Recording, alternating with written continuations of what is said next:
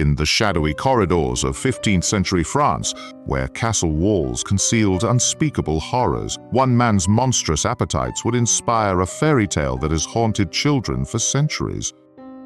But the true story behind Bluebeard reveals something far more disturbing than any fictional account could capture. A nobleman whose crimes defied comprehension and whose final confession contained details so bizarre that church officials sealed the records for over 400 years.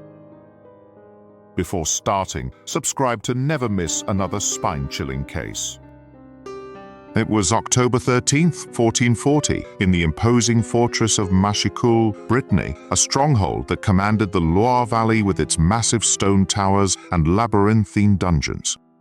The autumn mist clung to the castle's walls like a shroud, and within those walls, investigators from the ecclesiastical court made discoveries that would challenge their understanding of human depravity. Gilles de Rais, Marshal of France and hero of the 100 Years' War, had been arrested 3 weeks earlier on charges that seemed impossible to believe. The man who had fought alongside Joan of Arc, who had been granted the highest honors of the realm, stood accused of murders so numerous that court scribes lost count after documenting the 140th victim. The investigation had begun when local peasants reported an alarming pattern. Children throughout the region had been vanishing with disturbing regularity, always after encounters with de Rais's servants, who recruited them for various pretexts. What made these disappearances particularly unsettling was their systematic nature. The victims were invariably between the ages of 6 and 16, predominantly male, and often described as exceptionally beautiful.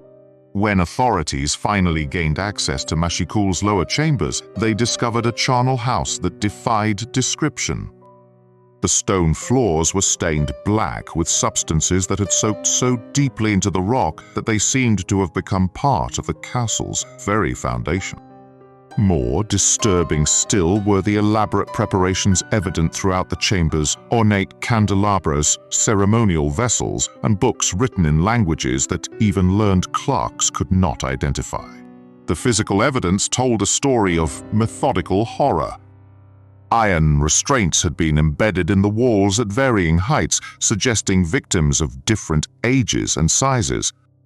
Strange geometric patterns had been carved into the stone around these restraints, symbols that appeared to serve some ritualistic purpose. Most unsettling of all, investigators found detailed records in de Rais's own handwriting, cataloging each victim with scientific precision. These documents revealed that de Rais had not acted alone. His confession implicated several accomplices, including his personal chaplain and a mysterious figure known only as Prelotti, an Italian alchemist who had arrived at Machicoul 2 years before the murders intensified. According to the records, Prelotti had convinced de Rais that the death served a higher purpose, part of elaborate rituals designed to summon supernatural entities. The testimonies of surviving witnesses painted an even more disturbing picture. Servants who had fled the castle described hearing children's voices echoing through the halls long after their known deaths.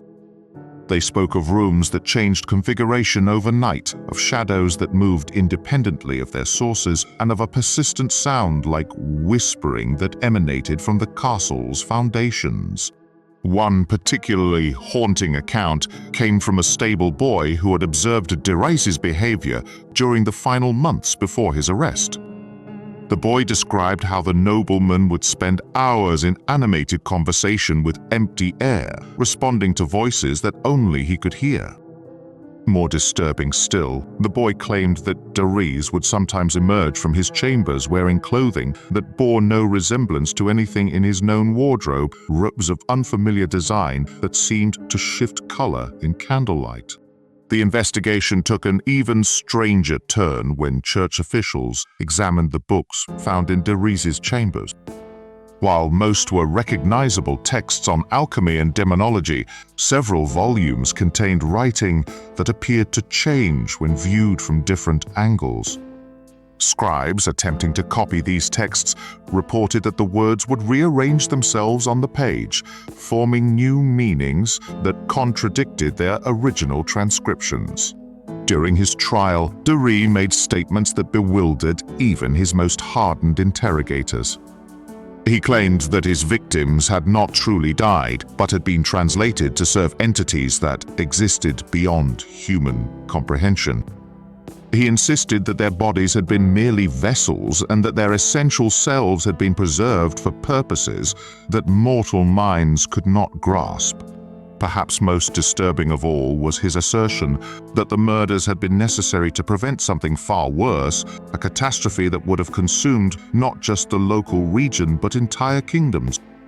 According to his testimony, the entities he had contacted through his rituals had demanded these sacrifices as payment for holding back forces that would have rendered his crimes insignificant by comparison. The trial records contain one particularly chilling detail that investigators struggled to explain. When pressed to provide the exact number of his victims, Rais claimed that counting was impossible because some children had been taken multiple times. He maintained that certain individuals had been killed, restored, and killed again in an endless cycle that served the requirements of his otherworldly patrons. Medical examination of the recovered remains revealed anomalies that contemporary physicians could not explain. Several skeletons showed signs of having been broken and healed repeatedly, suggesting prolonged captivity and systematic torture. More puzzling still, some bones displayed characteristics that seemed to indicate rapid aging, children's remains that bore the wear patterns typically associated with extreme old age.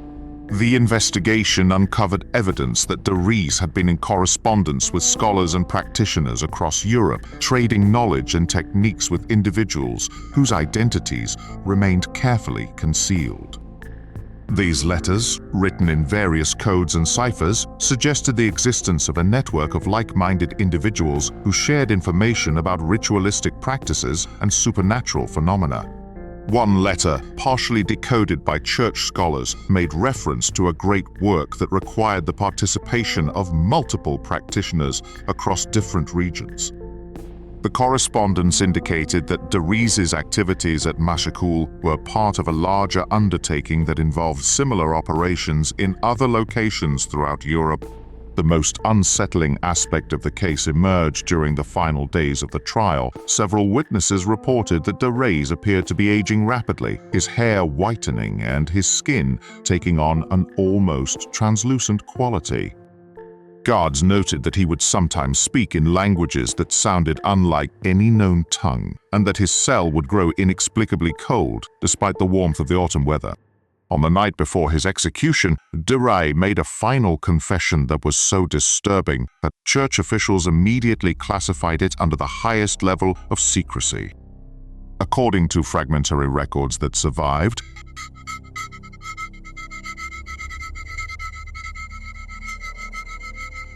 he claimed that his activities at Mashakul but would instead serve as the final component in a ritual that had been used. The execution took place on October 26, 1440, in the town square of Nantes. Witnesses reported several unusual phenomena during the proceedings. The sky, which had been clear throughout the morning, suddenly filled with dark clouds that seemed to spiral around the execution site. More disturbing still, many observers claimed to hear children's voices singing hymns in harmony with the proceedings. After Rais's death, investigators returned to Mashakul to conduct a final examination of the castle. They found that many of the rooms had been stripped bare, with no indication of who had removed the contents or when this had occurred.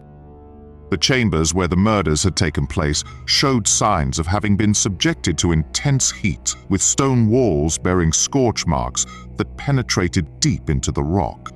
Most puzzling of all, the geometric symbols that had been carved into the walls had been systematically defaced, as if someone had taken great care to ensure that their original patterns could never be reconstructed.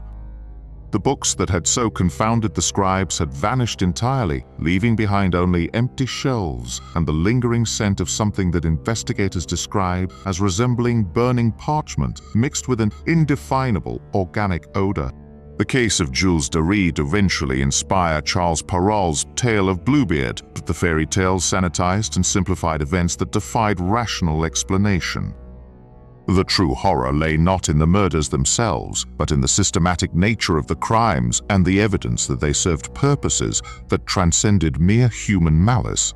Church records from the period indicate that similar cases emerged in other regions of France during the following decades, all bearing characteristics that echoed the Machecoul incidents. These subsequent investigations were conducted with even greater secrecy, and their findings remain sealed in Vatican archives to this day. The castle of Machecoul itself was eventually abandoned, its stones scattered and its foundations left to crumble. Local residents reported that the site remained unsuitable for habitation, with crops failing and the surrounding fields and livestock refusing to graze in the nearby meadows.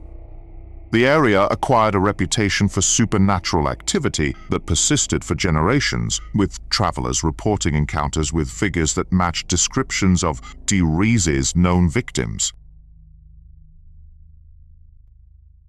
What do you think really happened in those sealed chambers beneath Machecoul? Were de Rais's claims of supernatural contact the ravings of a madman, or evidence of something far more sinister? Subscribe to uncover more cases where historical fact bleeds into inexplicable mystery.